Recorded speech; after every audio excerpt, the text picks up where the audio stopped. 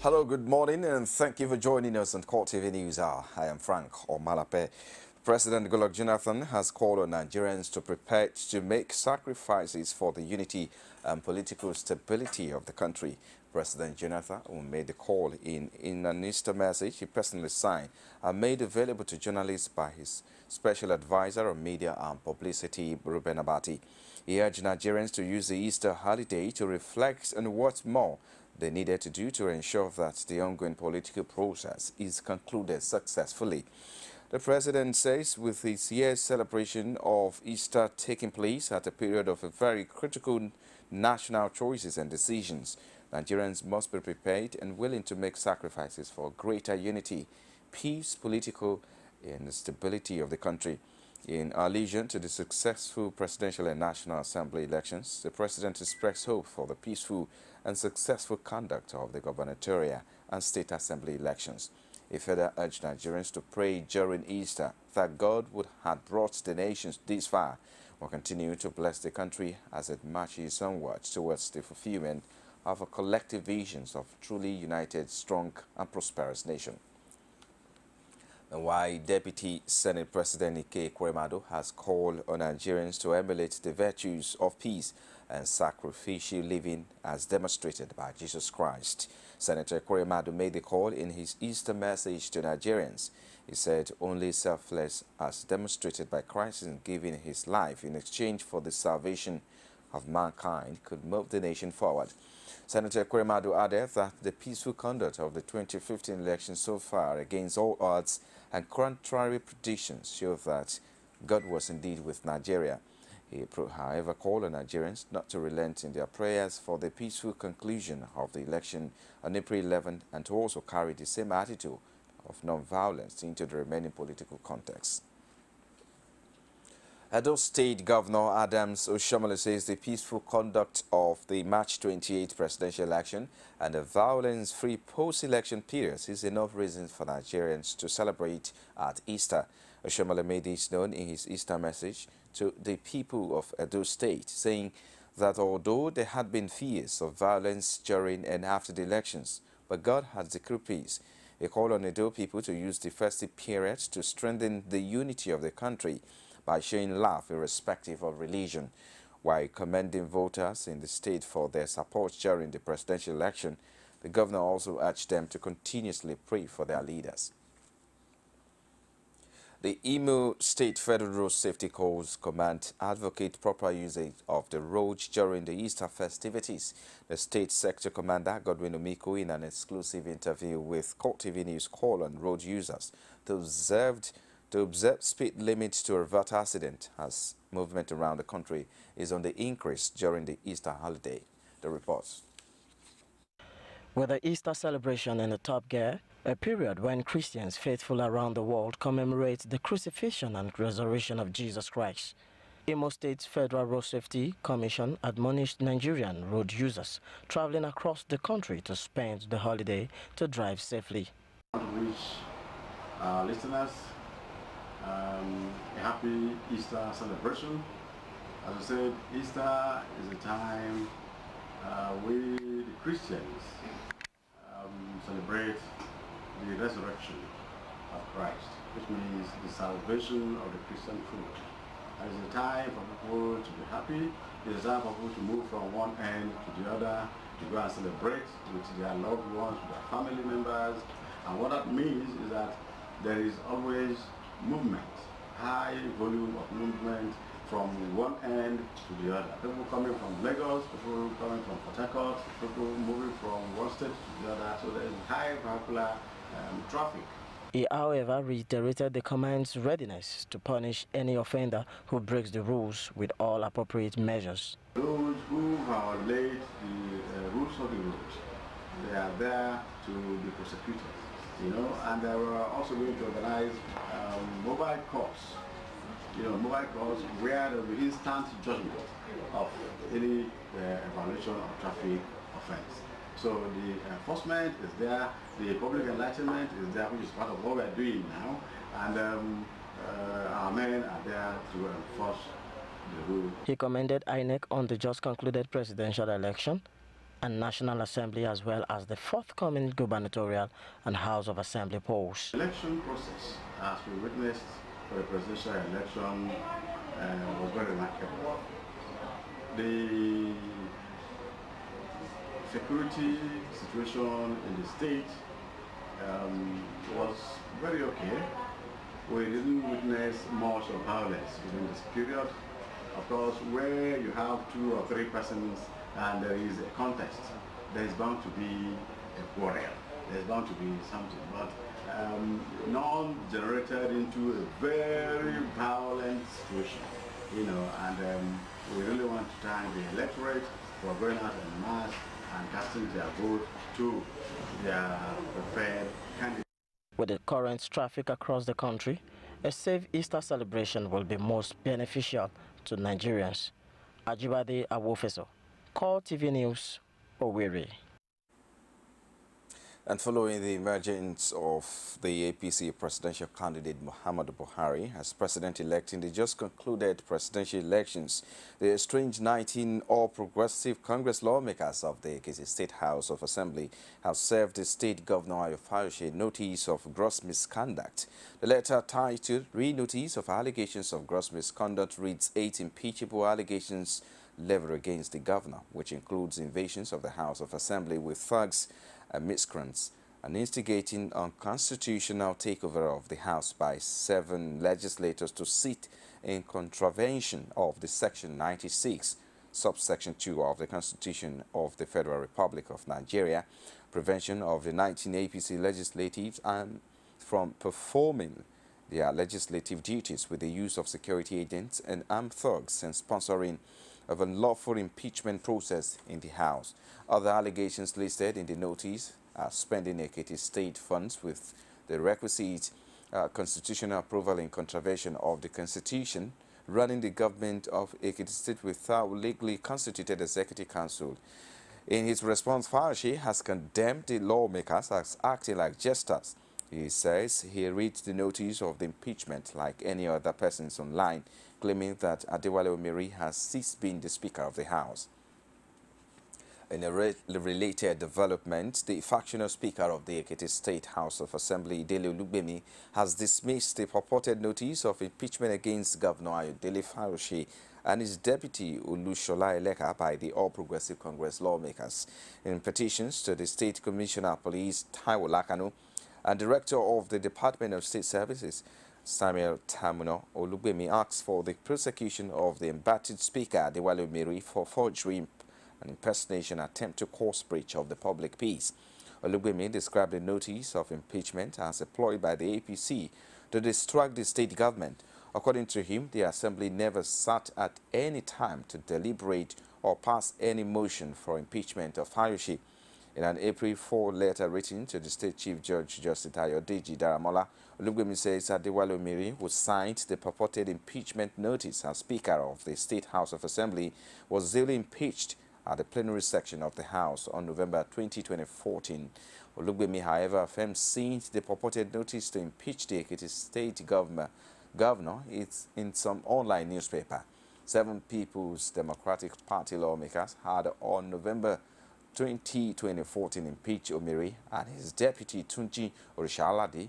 Olugbemi, an ally of the governor, was installed as a speaker by the faction and had been presiding over the assembly. While addressing the large crowd at the mega rally in Agege in support for the Ambode, the APC governorship candidate in Lagos, Fashola thanked all supporters for their steadfastness in the party and urged more votes in the April 11 governorship election. He says by doing so, Lagos state government will have every access to the government at the center. For your massive support last week. Congratulate yourself, congratulate Nigeria. Shake the person next to you. Congratulate the person next to you.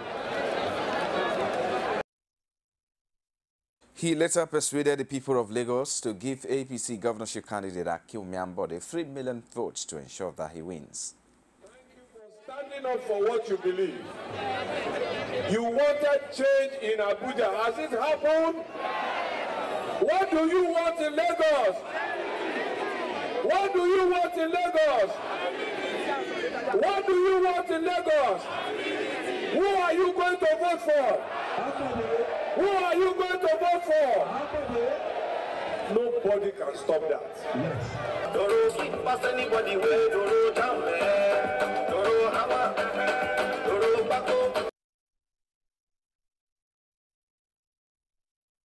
You're watching the CoreTV News Hour. We'll take a short break. We'll be back with more stories after this time out. Stay with us.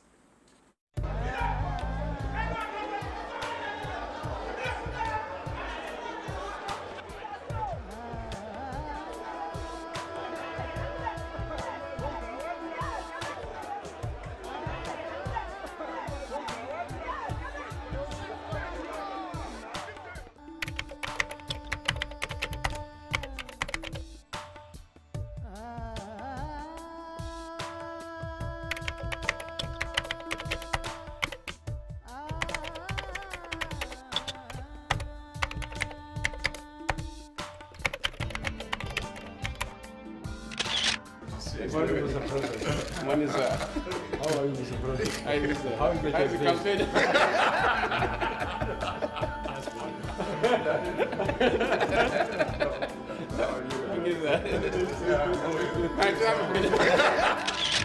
We must learn to live together as brothers, or perish together as fools. Martin Luther King, Jr.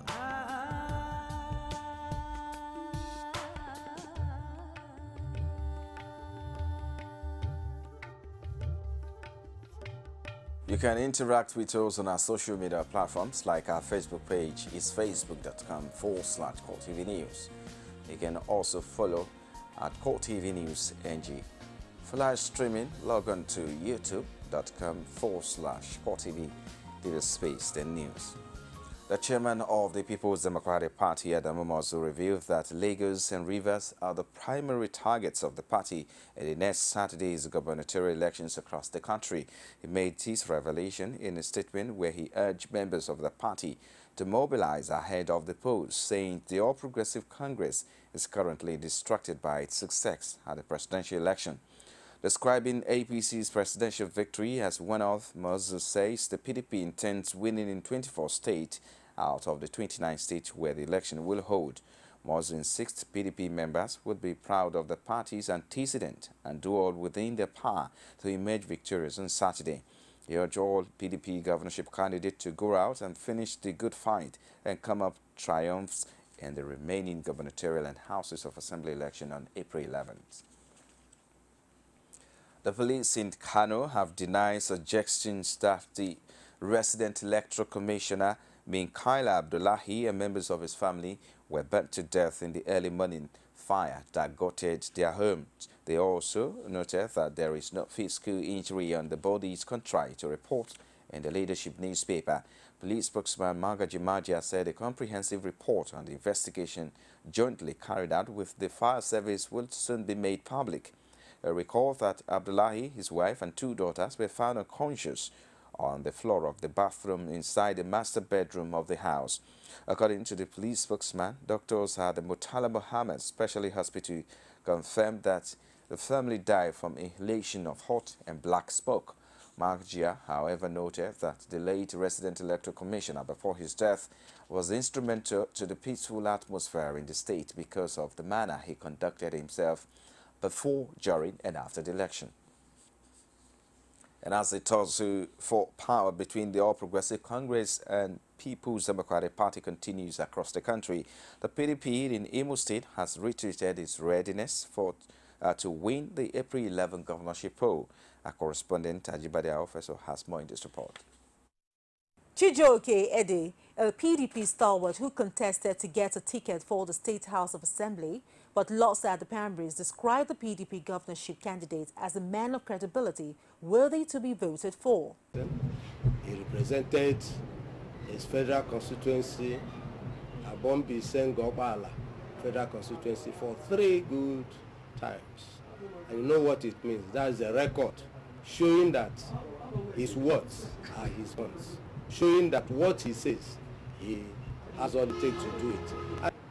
That's why I'm supporting him, because he's one person that whatever he has told the Molites he's going to do, he will do it. I know that one. He did not hesitate to congratulate the senators-elect and particularly project the word to Sam Daddy, who won the Owerri Zone senatorial seat. Yes, I've known Sam Daddy only for a very long time, and there's something people should realize. Sam Daddy was once a local government chairman, and he equally was a TC chairman. He came into House of Assembly and had a second term. These things are records, and now he has won the senatorial zone. Do you think his people have not seen anything in him allowing him to be representing them in these capacities? That's one thing. That's the test case. He, however, assures total victory at the governorship polls and called on the electorate to ensure their vote counts. The Supreme Council for Islamic Affairs has urged Nigerians President-elect Muhammadu Buhari to be magnanimous in victory and work for the unity of the country. Speaking at Ilorin, the body called on the President-elect not to disappoint Nigerians who entrusted him with power. Our correspondent Rashid has details.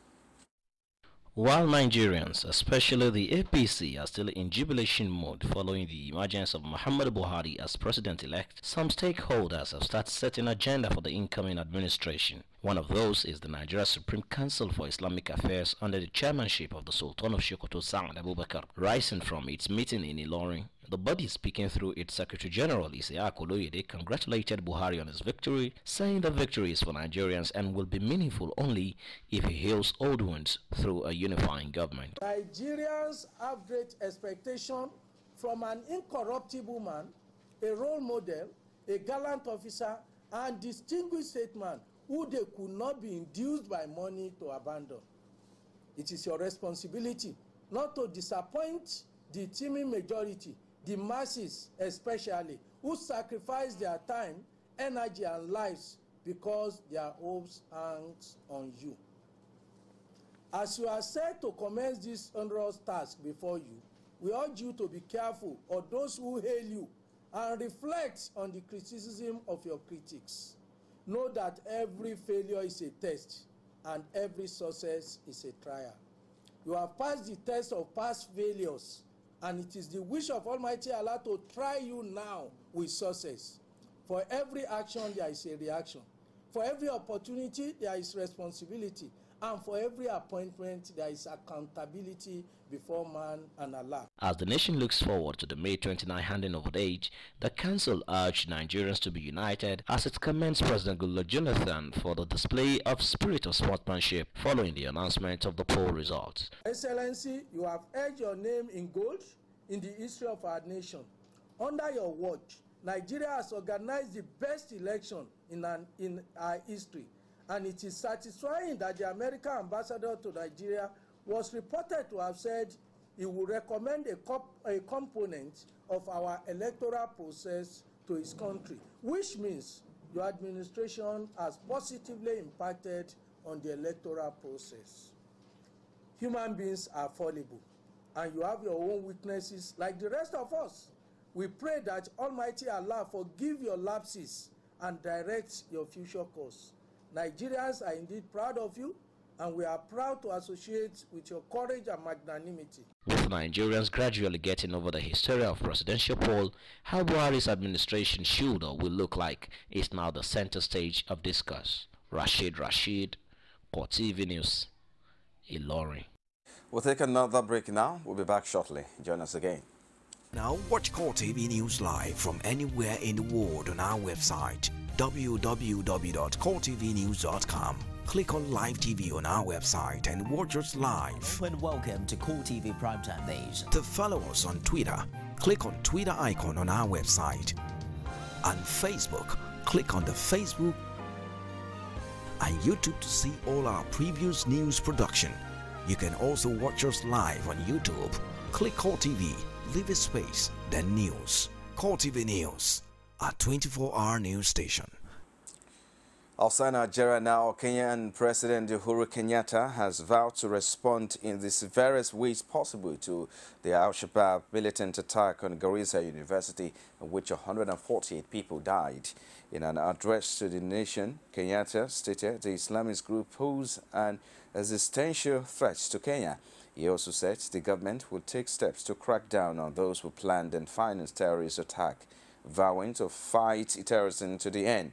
He says the militant would not succeed in the aim of creating an Islamic caliphate in Kenya. Kenyatta added that the task of combating terrorism had been complicated by the fact that the planners and financiers of this brutality are deeply embedded in the community. The president addressed came as the relatives of victims killed at morgue in the capital Nairobi to identify their loved ones, seeing it as a time for parents to grieve or for their loss. Kenyatta declared 3 days of mourning for the victims, amongst which were students. Protesters waving Australian flags and carrying signs such as "Yes, Australia, No Sharia" rallied around the country in an event organizers said were against Islamic extremism. Also, protesters carrying homemade IG reading "No Islam, No Sharia, No Halal" were seen at the event. The Reclaim Australia event drew hundreds of supporters but also triggered counter-rallies from other groups who criticized them as racist and called for greater tolerance. Spokeswoman for Reclaim Australia, Catherine Brennan, told reporters that they are pro-Australian values and anti-extreme Islam but are not anti-Muslim, also adding that there was no racism behind the rallies, which she said had attracted people from diverse backgrounds. John Oliver of Reclaim Australia told Australian Broadcasting Corporation that the group was not against any particular race or any particular religion. Well, then that's a wrap on CoreTV News at this time. My name, thanks for watching. I am Frank Omalape. I'll see you again.